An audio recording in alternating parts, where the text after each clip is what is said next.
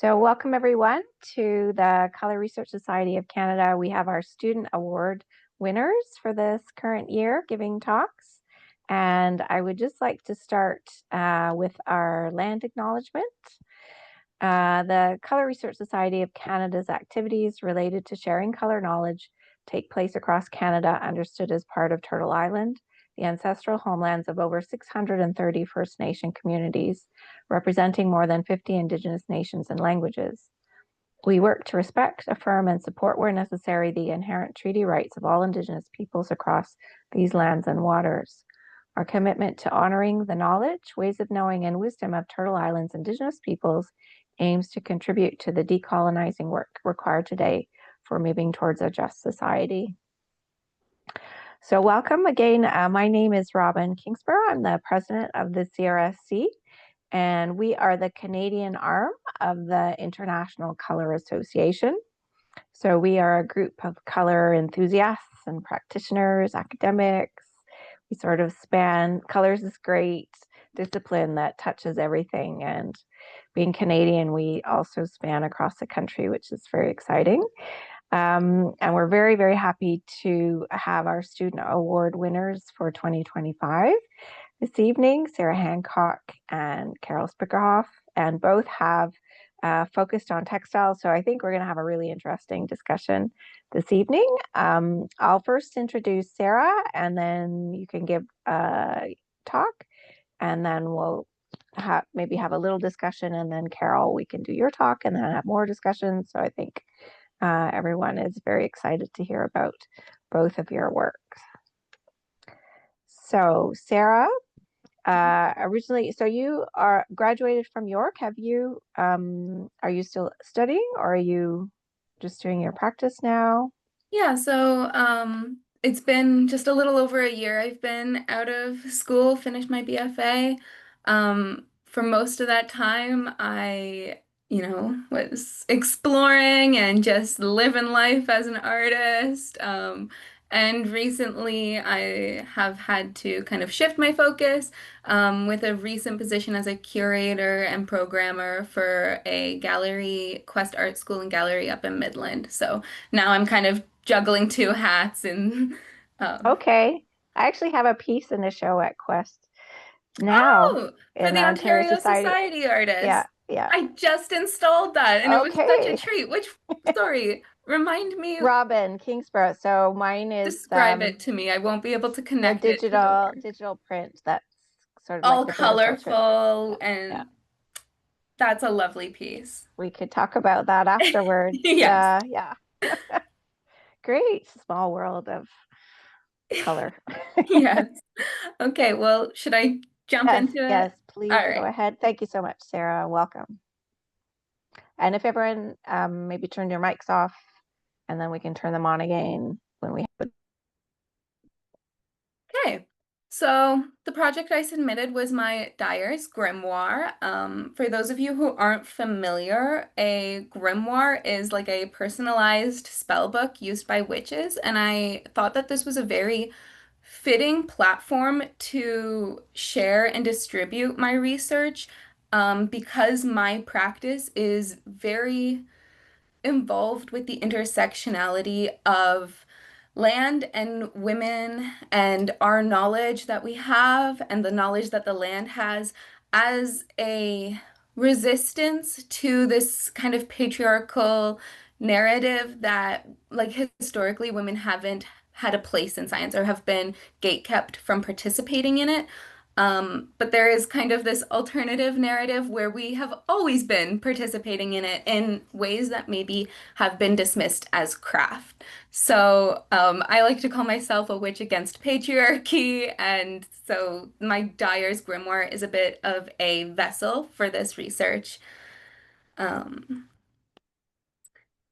and this is a little sample of my first edition, so what I submitted for this award. And how I got here doing this research and really compiling these alternative knowledge from a dyer's perspective, really started taking shape when I joined the Fungivore Project, which was a initiative that was aimed at compiling and collaborating with the Zapotec people in Oaxaca, Mexico, foraging on their land, and then in exchange, bringing in a dye expert, Alyssa Allen, from the States, where she exchanged knowledge with them. So they shared knowledge about their land, and then in return, Alyssa, who is wearing this beanie here, she's an amazing, she's the founder of Mycopigments, which is a mushroom dye initiative. So this was a compiling of a bunch of experts, and building community with the Zapotec people in the mountain communities of Oaxaca, learning about what the mushrooms on their land had to offer and exchanging this knowledge. And so to me, this was when things really started taking shape in my dye practice. Before this, I was just throwing things into dye pots here in Canada and just seeing if it made color or not. I wasn't really worried about color fastness or any kind of following much of a scientific process. I knew about mordancing and adjusting pH, but I hadn't figured out any kind of method to ground this research. And so you can see when I first made this dye quilt of all my like sample patches, very quickly it became a lot less vibrant. And so having a community of experts really grounded this practice and grounded this research for me. And so that is how I started compiling my samples, taking more detailed notes about the results I was getting, and connecting that information back to the organisms that were giving me these colors. And so I'd like to dive in a bit more into this intersection of femininity, science, and land as a vessel for alternative knowledge and resistance. And so here is one of my favorite examples of a dye organism, and it's lichen. Um, Lichen is a really unique example for intersectionality in general because it is the combination of two to three different organisms in a symbiotic relationship that was very like revolutionary to first learn about because it we think of symbiotic relationships a lot of the time as like two separate organisms benefiting each other, but lichen takes it to the next step and literally becomes one with that symbiotic relationship. So it is a relationship between algae, bacteria, and fungus. And so this is part of Alyssa Allen's research on mycopigments because there's that fungus element there. Um, and through her, I learned about the two different dye methods that you can approach with lichen dyeing. You can either do a water bath, which is a lot more of a beginner-friendly, common way of making dye. Throw it in a pot, simmer the water, see what comes out. Um, the second method is to do a fermented ammonia bath.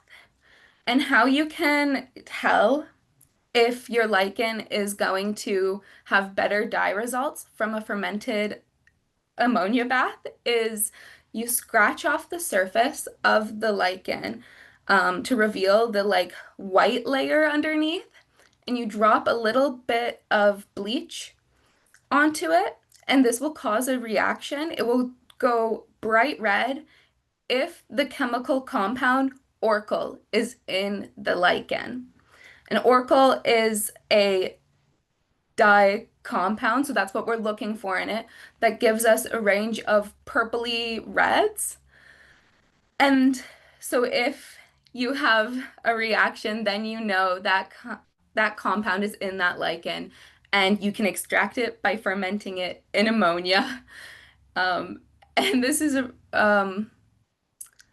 was discovered by Vikings peeing on, they were really drunk, partying it up like Vikings do, and they would pee on lichen and noticed that their pee spots would start to shift these colors in the lichen. So that's a fun little history of how that came to be. So here Xanthoria is one lichen that does have this compound orchil in it, and it's commonly known as like a starburst lichen. This is a photosensitive lichen, so it's a bit of a unique example of these orchil containing lichens. A lot of them make purples or like cranberry reds. This one will come out a pink, but as if it is exposed to sun while the fiber is wet, it will photosynthesize and become this bright blue color. If it's dry and in the sun, it won't change. If it's wet and in the dark, it won't change. So if you want that blue, you have to keep wetting it and rotating it and wetting it and rotating it. It's really, really fun, unique organism for dyeing with.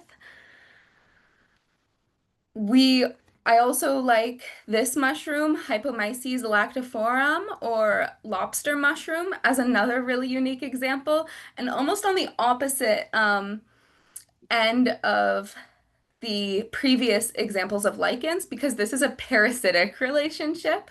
So there's two mushrooms that kind of are involved in creating Hypomyces lactiforum. There's a russula, which is a pretty like boring white mushroom, and then there's the Hypomyces lactiforum.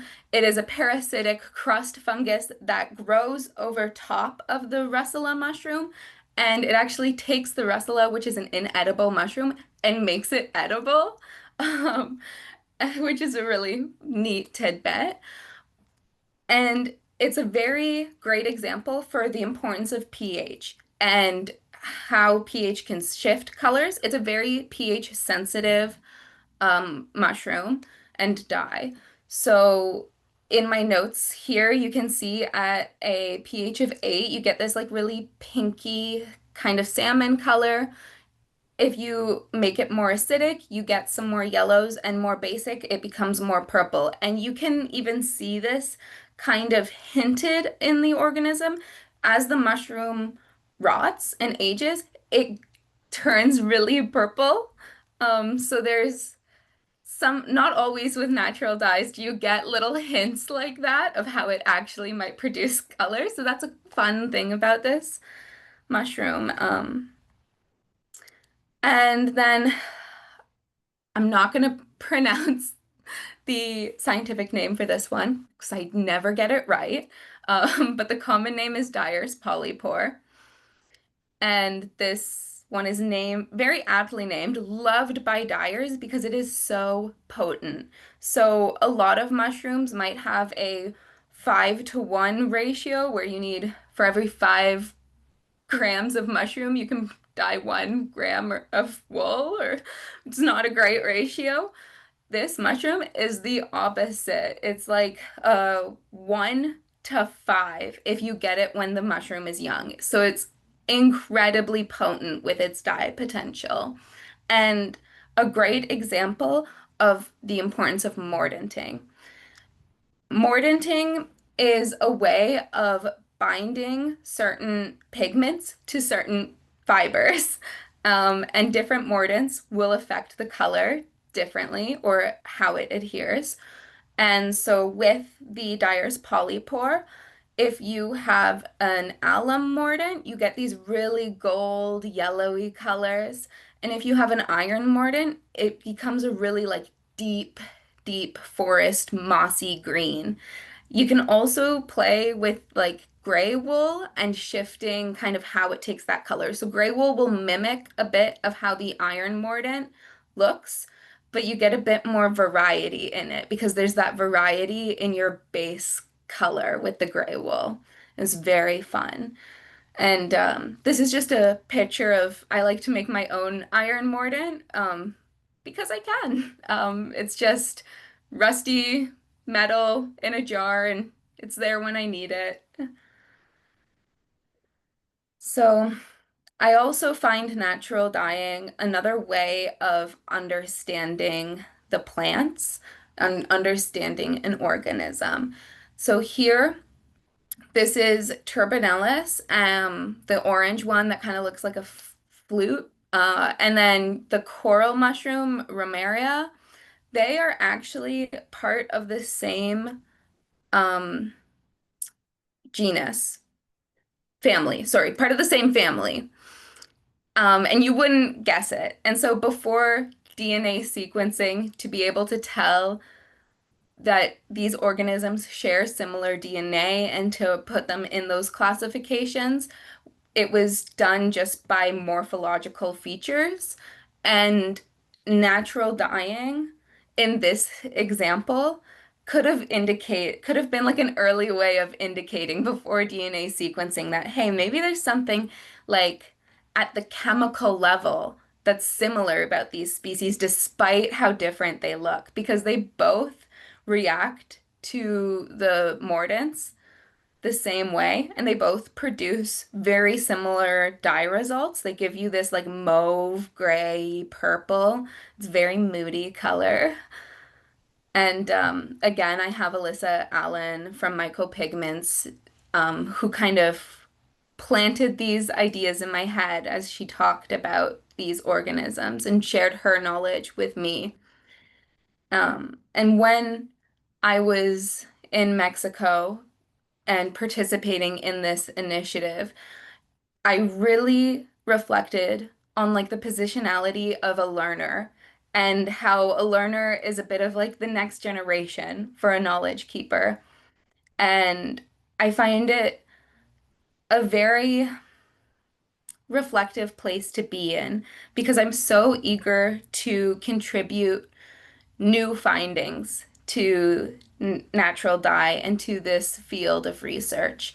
And I have to remind myself sometimes that learning is the foundation to being able to get there and it is a contribution in its own way, and making art and spreading knowledge is valuable and has a place within that aspect of being a knowledge keeper. Part of being a knowledge keeper, it first comes being a learner. And so that is where I think I am still.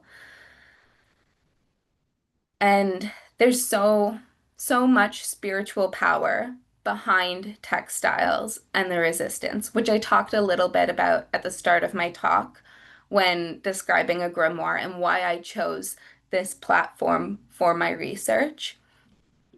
And again, when I was in Mexico, um, it became very evident the power textiles have for women and how not only is it a craft that has been historically reserved for the domestic sphere, but it is also something that has provided and continues to provide independence for women and connection with women. You know, I learned so much from my mother about sewing that I didn't learn in school because with the industrialization of textiles and fast fashion, this is in a some ways a dying art. And I mean, we were talking about this before even getting on with a lot of universities dropping these craft programs. Um, so in this page of my grimoire, it features two women who um, are symbols of this independence through textiles. The lady with her arms out is her name was Pandora, and she had a kind of like a women's collective slash shelter where every woman who came in, she would give them a sheep to care for, and that sheep provided them with enough wool that they would, you know, shear and spin and dye themselves and sell. And she had a lot of stories about how they would go to markets to sell these. And it was a way of giving women something to rebuild themselves, to build independence when they were in unfortunate situations. And when they went to these markets, nobody would buy their products because they were women. And in Mexico, the looms are very big, and it is seen as a male like job to manage these big like standing looms.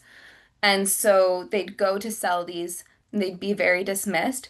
But when they anonymously submitted their products to a award, they went national and got extremely high achievements.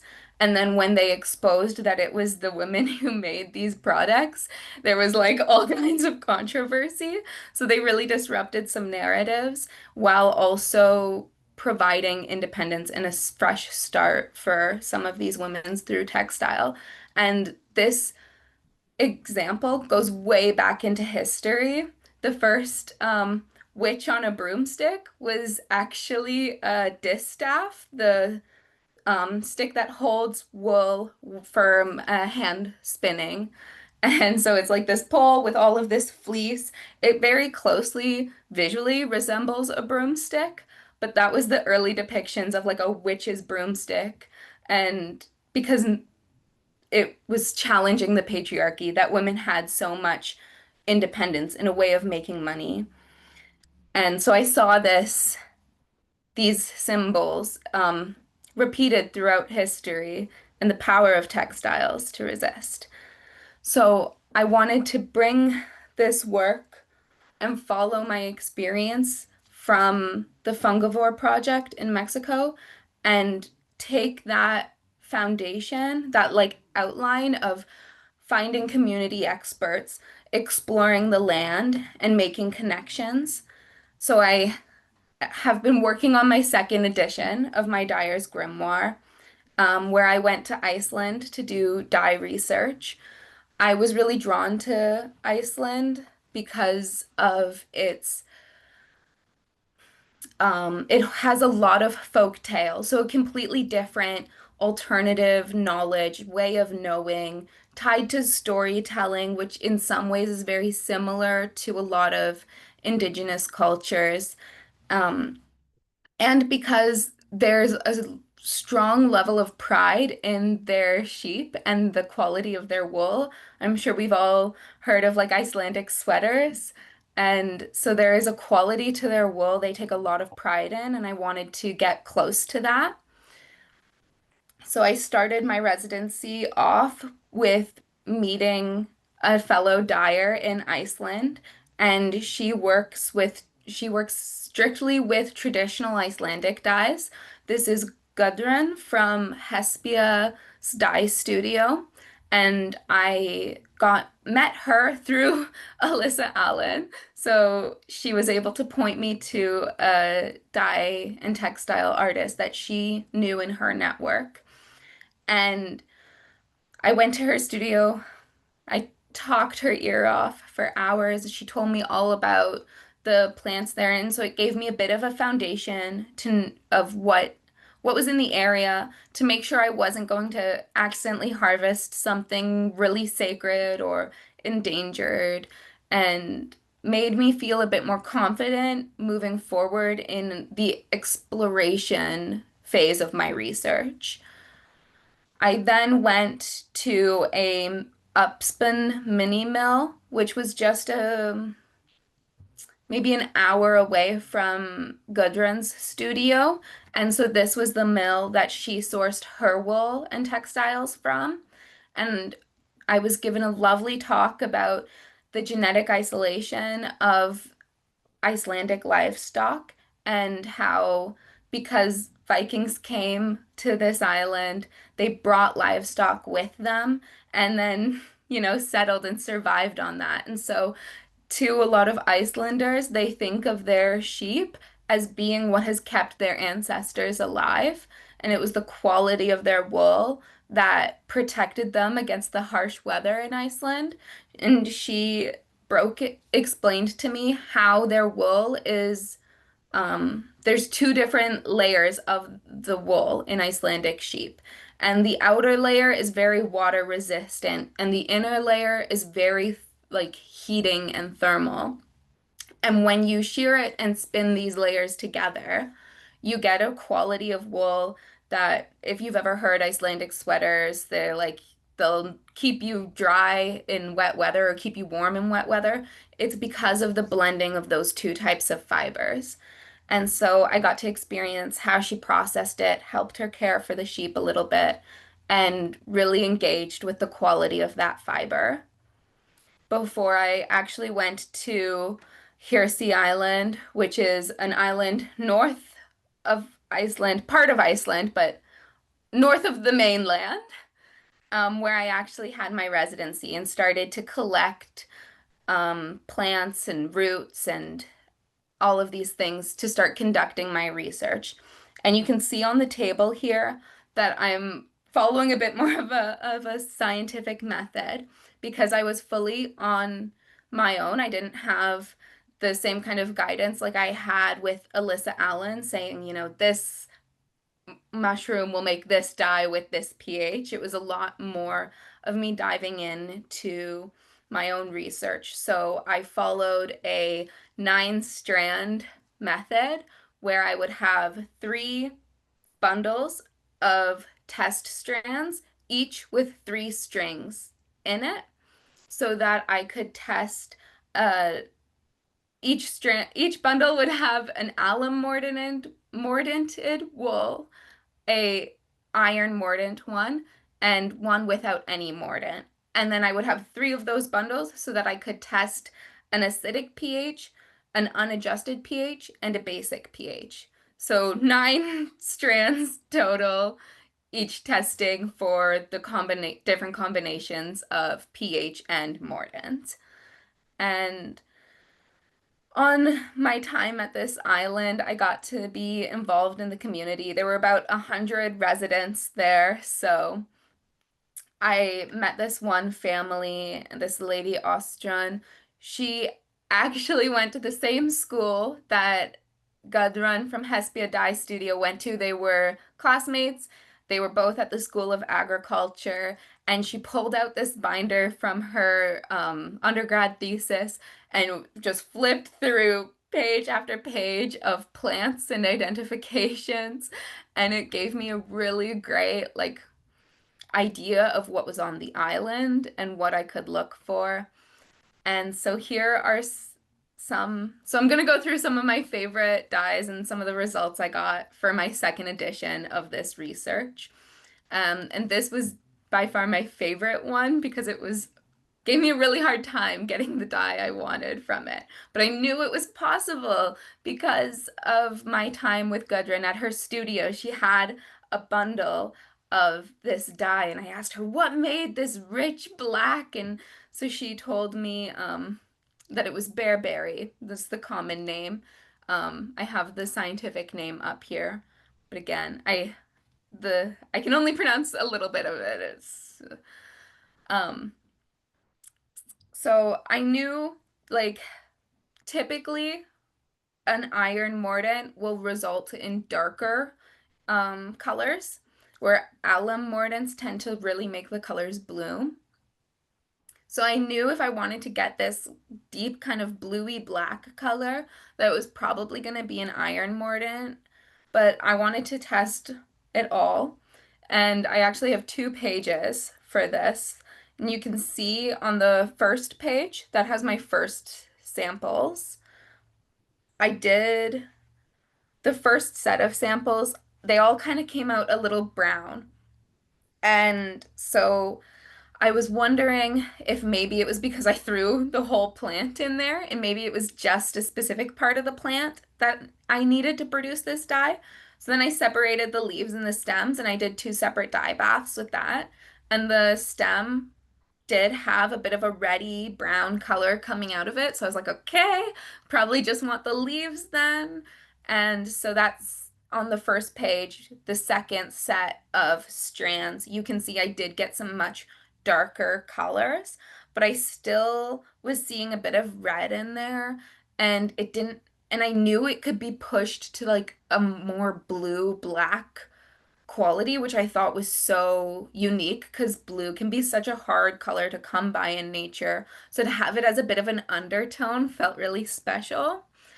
So I continued to do some more samples, and I found that when I increased the acidity and not only put in pre-mordanted iron wool, but also added iron to the dye bath as it was heating, I got the best results that way and was able to get some really nice, like cool grays and like a nice solid black. So this was my favorite dye plant from Iceland. Really made me work for it.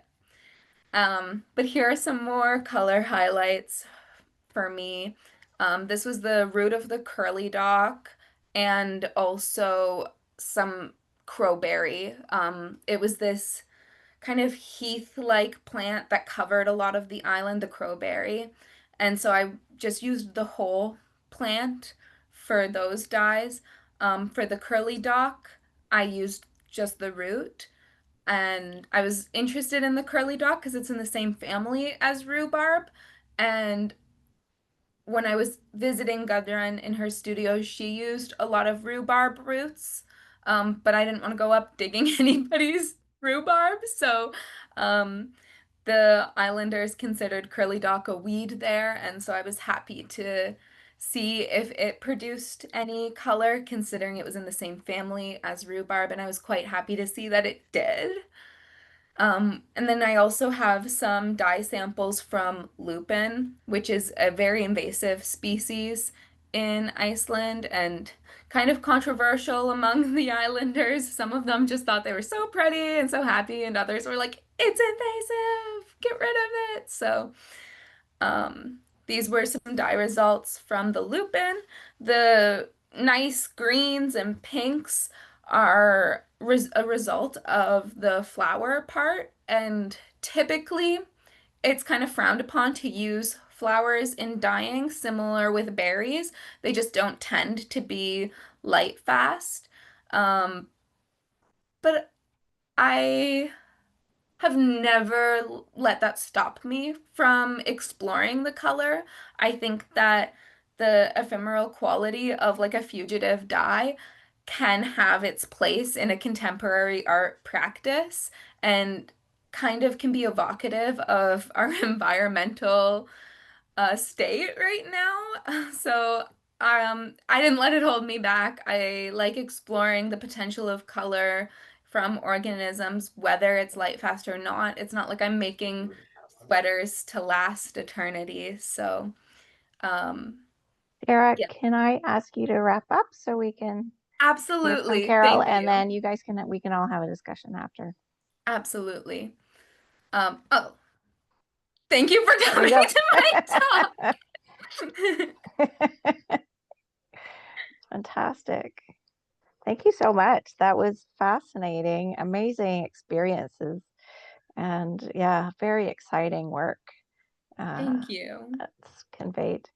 Um, I think Carole will go. Does anyone have maybe one question, or Carole, do you have a question for us before we move to you? Yeah, no, let's have a discussion afterwards because I think that, yeah, lots of ideas are percolating. So I'm very happy to introduce our second award winner from 2025. Carole is a graduate of Sheridan College, and her capstone project was a really good integration of her own background, Scottish background, Canadian background, putting it together in her Fraser tartan yardage blankets and pulling palettes from the nature and Canadian seasons. So, and Carole has had a lot of travel since then, and she's settled on a farm north of Toronto. And this whole connection with the land, I think, is a really fascinating discussion. So, Carole, I'm really excited to hear about your talk. Please take it away. Okay. I'm just going to go through my thesis, just talk about it. I may go through parts of it in a very fast share. Here we go. Um, is this what it? Okay. I'm okay. Sorry, you're going to have to hold in with me for a second. So this is an example of my Fraser tartan. When I was in my 20s, I got to go to Scotland and visit the Fraser Castle where my cowies come from. And I started learning then about my Scottish heritage. But this didn't really come into play for my thesis until at least halfway through. This is a picture of one of the gardens in Fraser Castle, and it was very inspiring, but it came through when I was doing all my natural dye testing. So again, some examples of tartan and history on tartan, and talking about other people who inspired me. So these are Vivian Westwood tartans, and different artists and why they inspire me. I've been quilting for 40 years. I have a background in biology. I got a degree at Waterloo. Never considered myself a textile artist, although I quilted for 40 years. Craft and art never seemed to be connected. And I don't know if that was my upbringing or craft was always there, but it was never a possibility to be a full-time career. I not until my 50s did I know that art could be something much more in my life. And so I'm just quickly going through some of the pages of inspiration of people. Like, I've been to Japan many, many times. I have a fascination with indigo dyes, natural dyes, and techniques, old techniques. And so this is an example of one of the natural dyed ICAT. They call it something else, but it's the techniques that fascinate me. And then this is Liz Peed. She's from Ontario. She does wool blankets that, I don't know, I find her a mentor. Finding artists that make a career and have fascination with certain things are just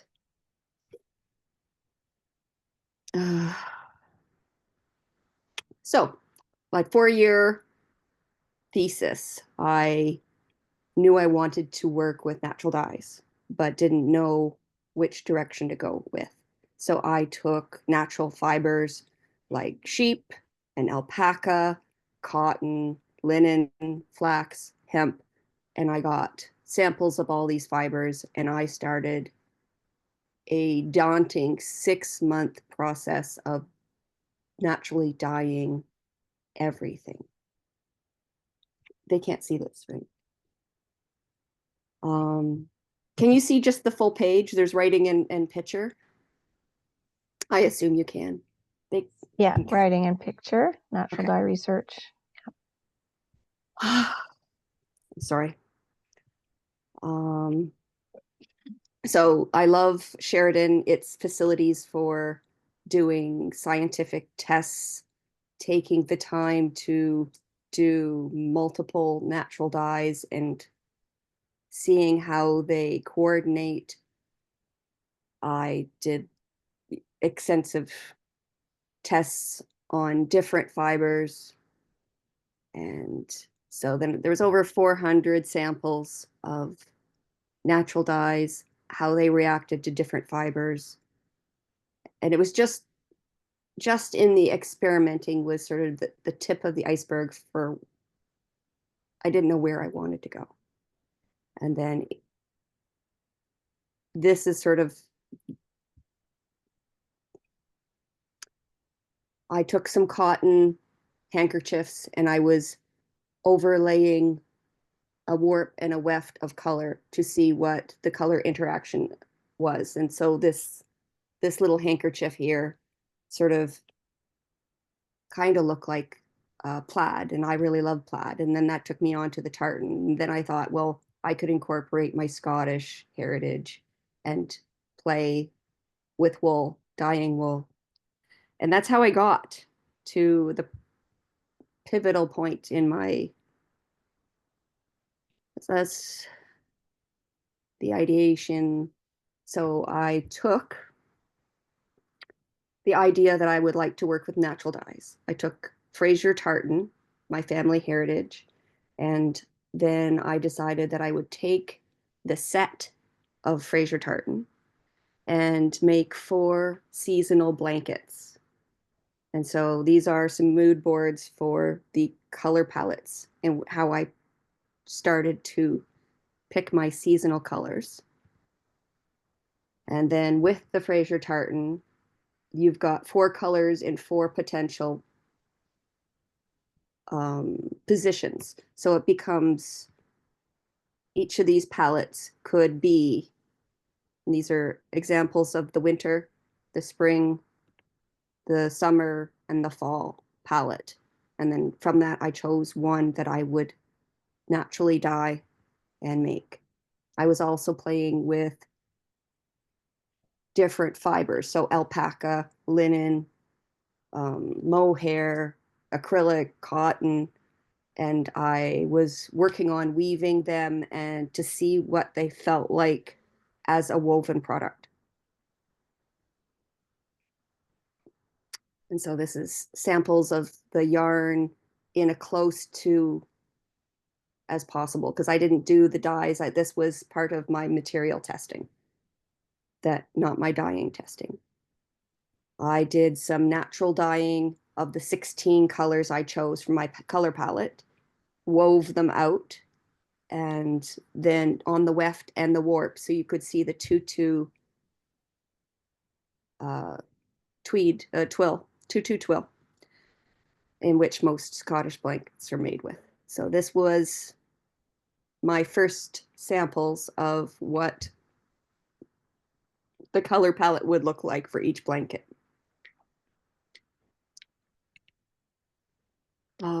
These are all my formulas for my, this is me getting my Briggs and Little wool from Nova Scotia, New Brunswick, and in the process of doing all the dyeing.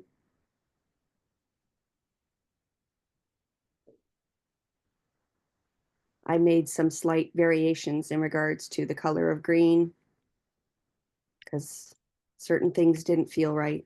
So you make modifications, and you're playing with, this is cochineal, which is one of my favorites, because my background in biology is actually insects. So entomology and the dyeing with insects, doesn't it make a great combination?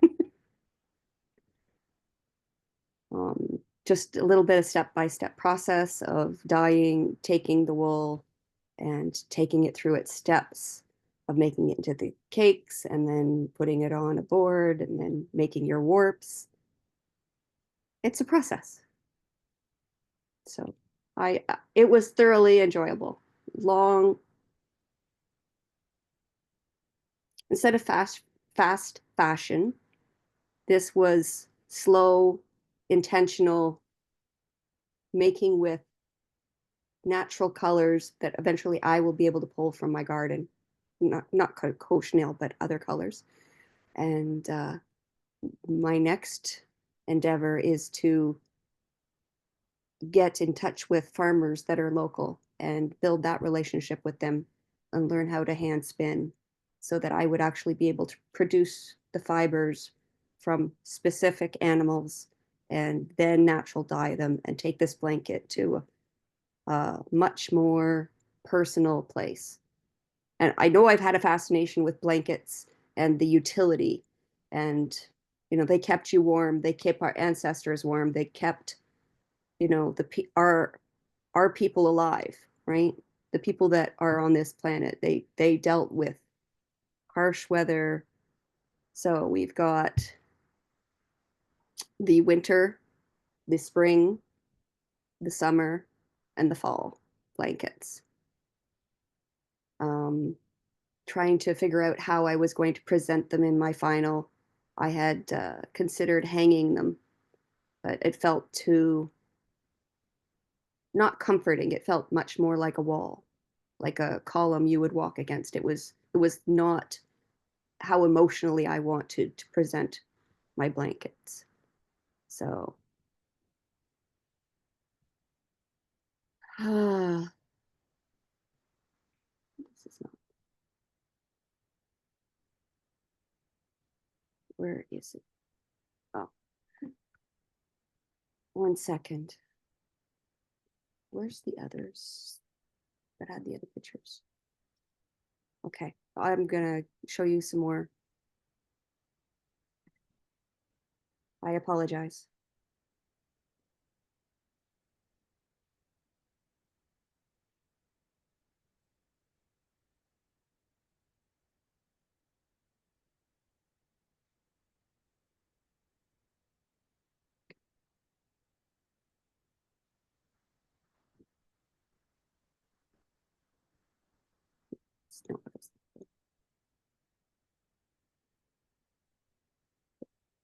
This is sort of how I wanted to present my final products. Like I wanted people to be able to touch and hold and understand all the process of blankets. And it's in me because I've been making quilts for 40 years. I knew that blankets was something that was important to me. And in finding and making these things, I felt like I reconnected with part of my maternal line, which is the Cowies. And it takes you back to the Fraser tartans, but the Fraser tartan set is what I was using. I think I'm done. I'm sorry, don't spend most of my time speaking. I take most of my time just making art. I have to work more at this. I want to thank everybody so much for thinking so much of me. I've seen the work from previous winners and I am blown away, and I thank you for even considering me.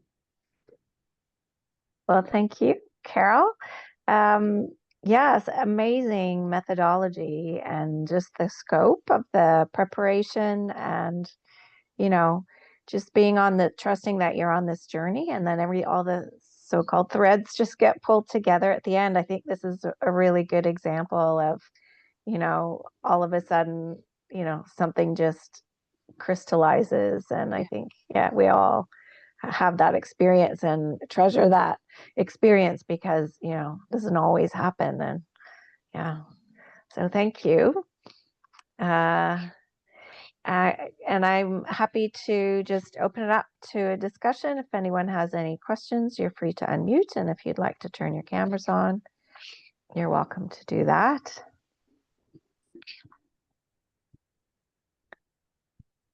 I don't know, Judith, do you have any comments, or Sarah? Well, I'm pretty impressed by the range of work that, I mean, you're working sort of in the same direction, but in totally different ways. And the amount of work both of you have done, I think, is very impressive. And I remember going to the forest with a friend 60 years ago, and she would bring her little bleach jar along and check the lichens. So she was the one that started the Georgian College textile program in about 1967-8 or something. So that was brought back lots of memories. So I'm so glad. Yeah. Yeah. Well, I really enjoyed. Judith, could you mute again? Okay. So I really enjoyed both of those talks. So thank you so much. And Sarah, when you were talking about the sort of more kind of holistic, or you described it as an intersectional relationship between creatures and plants and things of that sort, I was reminded of something I read a while back about the Japanese dyer, what's her name, Fukimi Shimura, who I think was an incredibly well-respected user of natural dye. She was she made textiles. I think she also made kimonos, but the textiles were for kimonos, and just a fabulous, beautiful, beautiful colorist. And she gathered her vegetation. I think they were all vegetable dyes. She gathered her vegetation, from her environs. And one of the things she talked about was the voice that plants had. And she said they don't always speak, but when they do speak, you can hear them speaking. And what she meant by that was, I think she gave one example, you gather plum bark in June and it's silent, and you gather plum bark in February and it produces this incredible color. And so that you know, your whole talk made me think of that relationship of kind of listening to the natural world, which so often speaks with color, but speaks to us if you care to listen, if you are capable of listening. Yes, it's similar to like how if we have a really warm fall, the colors aren't always quite as vibrant, and it's a lot about engaging with the land over time and experiencing those trends or experiencing how an organism is reacting also to its environment and how we're reacting to that. And yeah. Would you mind putting the name of that artist in the chat? Sure. Yeah. That would be great, Sarah. And Carole, I'm wondering if you ever stumbled upon a favorite textile to weave with, or you had also mentioned that I know like cellulose fibers and protein-based fibers can often react really different, but did you find differences within protein-based fibers or Yes. within cellulose fibers? Yeah. Well, you've got alpaca that has a hollow core, right? So it reacts different to wool. It does dye, but it's a different fiber. Like and even I'm learning because I've gone back to the Ontario Hand Weavers and Spinners to do the 6-year spinning class. And I'm learning about every sheep and breed studies. And it's like there are so many differences from sheep to sheep to sheep in each breed, and the possibilities are different, and the dyeing is different, and it's fascinating to play with, but I don't know where I'm going to land. I don't know. I don't think you need to know. You just keep playing Yeah. and you're continuously landing somewhere different, you know? There never has to be that like big goalpost, but to just know the difference. I've only worked a little bit with silk and then a few different types of wool because of my travels, Mm-hmm. but haven't, I dream of getting a bunny to provide me with wool, right? Grimoire is lovely, yes. Yeah. And I went to Japan for a month, the 7th trip, and brought back all kinds of lovely stuff from Japan too. So Was it a I have lot a of friend who silk used to from use Japan dog. or? I'm sorry? Oh, I was just saying, I had a friend who used to spin with dog hair Yeah. because she had a dog with I have lots of friends hair. that do that. The problem is it smells really bad all the time. And never get rid of the dog smell. You know, what I really love about your research is the sense of play and the slow intentionality. I think regardless of whether we're painters or sculptors or architects or weavers or dyers, that is something that is so important, especially when there is often the pressure to get things done quickly and economically, and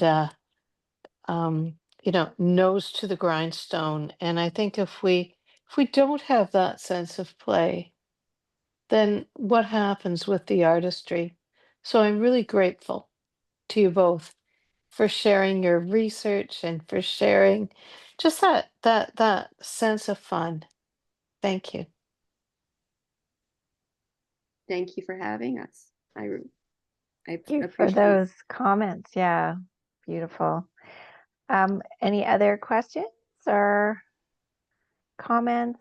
Please do let us know if you're ever showing work anywhere, or we're always happy to see that. Or if you have new things to share, we can put things up on our social media, or we can, I think, we've talked about dyes and dyeing in natural dyes quite a lot in terms of planning events and things like that. So this is kind of coming into a really important point of discussion. And I think this idea of sustainable color sustainable practice, slow color, slow practice. Like it just, you need to notice the world that you're in, and you need to just take time for that to happen. And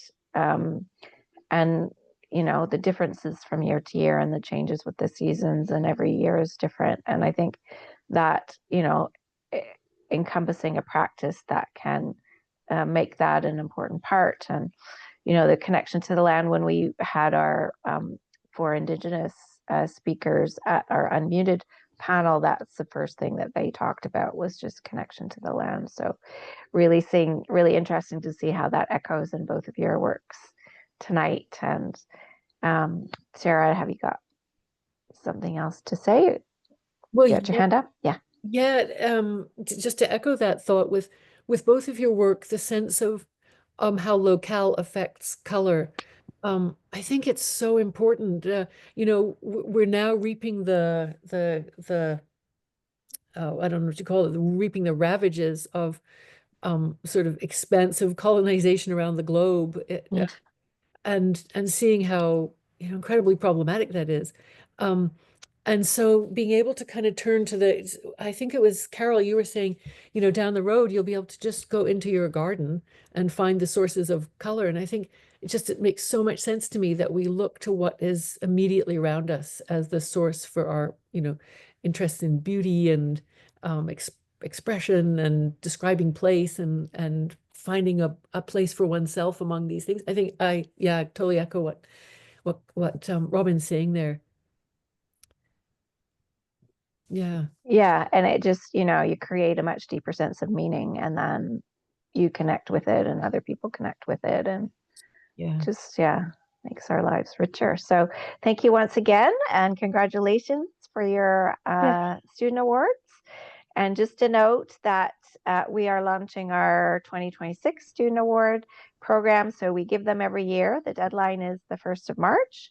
So if you have friends, colleagues who are working on anything related to color, practice-based, research-based, color spans all kinds of disciplines. So we have just recently posted on our webpage the next year's competition. So stay tuned to that. And once again, thank you for 2 very fascinating projects, and giving us a chance to hear about your work.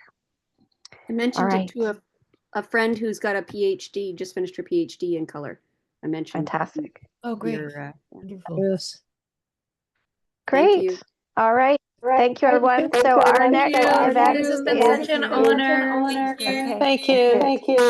Okay. Bye-bye. Good night. Bye-bye. Bye.